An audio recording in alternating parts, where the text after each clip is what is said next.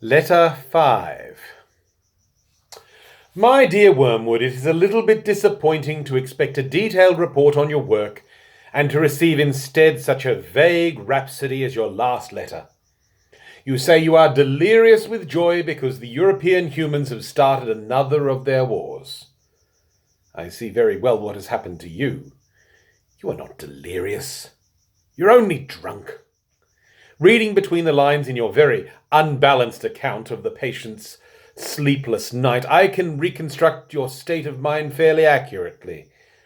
For the first time in your career, you have tasted that wine which is the reward of all of our labours, the anguish and bewilderment of a human soul, and it has gone to your head. I can hardly blame you. I do not expect old heads on young shoulders. Did the patient respond to some of your terror pictures of the future? Did you work in some good self-pitying glances at the happy past? Some fine thrills in the pit of his stomach, were there? You played your violin prettily, did you? Well, it's all very natural, but do remember, Wormwood, that duty comes before pleasure. If any present self-indulgence on your part leads to the ultimate loss of the prey, you will be left eternally thirsting for that draught of which you are now so much enjoying your first sip. If, on the other hand, by steady and cool-headed application here and now, you can finally secure his soul, he will then be yours forever, a brimful, living chalice of despair and horror and astonishment, which you can raise to your lips as often as you please. So do not allow any temporary excitement to distract you from the real business of undermining faith and preventing the formation of virtues.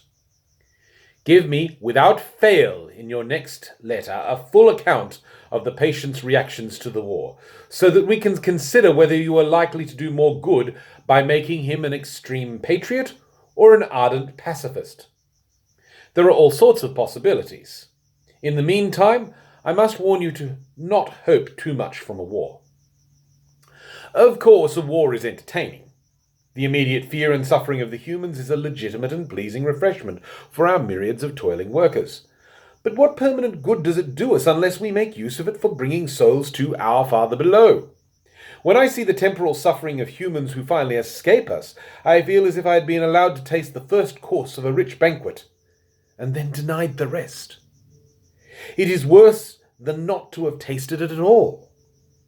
The enemy, true to his barbarous methods of warfare, allows us to see the short misery of his favourites, only to tantalize and torment us, to mock the incessant hunger which, during this present phase of the great conflict, his blockade is admittedly imposing. Let us therefore think rather how to use than how to enjoy this European war, for it has certain tendencies inherent in it which are in themselves by no means in our favour. We may hope for a good deal of cruelty and unchastity, but if we are not careful, we shall see thousands turning in this tribulation to the enemy, while tens of thousands who do not go so far as that will nevertheless have their attention diverted from themselves to values and causes which they believe to be higher than the self.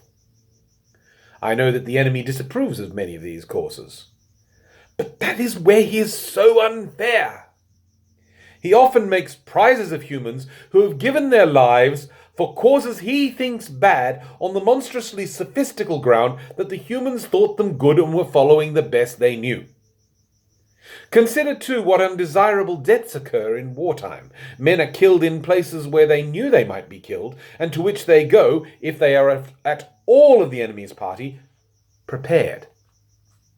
How much better for us if all humans died in costly nursing homes, amid doctors who lie, nurses who lie, friends who lie as we have trained them, promising life to the dying, encouraging the belief that sickness excuses every indulgence, and even, if our workers know their job, withholding all suggestion of a priest, lest it should betray to the sick man his true condition. And how disastrous for us is the continual remembrance of death, which war enforces.